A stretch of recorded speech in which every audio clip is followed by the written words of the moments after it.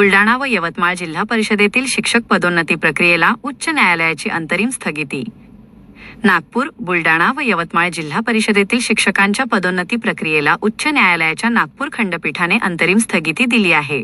पुढील आदेश येईपर्यंत पदोन्नतीची कोणतीही प्रक्रिया राबवू नये असे स्पष्ट निर्देश न्यायालयाने संबंधित जिल्हा परिषदांना दिले आहेत.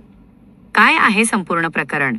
राज्याच्या शिक्षण संचालकांनी 14 मे 2026 रोजी एक पत्र जारी केले होते.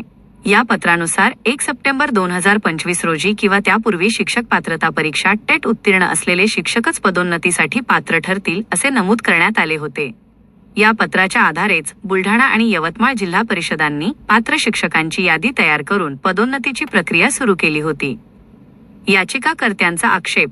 याचिकाकर्त्याच्या मते सर्वोच्च न्यायालयाने पदोन्नतीसाठी टीईटी टेट पात्रता अनिवार्य केली असली तरी 1 सप्टेंबर 2025 ही तारीख अंतिम पात्रता दिनांक म्हणून निश्चित केलेली नाही.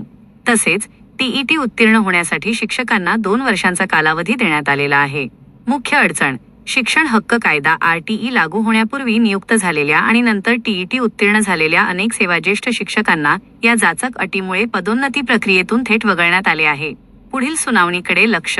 उच्च न्यायालयाने या प्रक्रियेला तुर्तास स्थगिती दिली असून या प्रकरणाची पुढील सुनावणी जून 10 रोजी होणार आहे.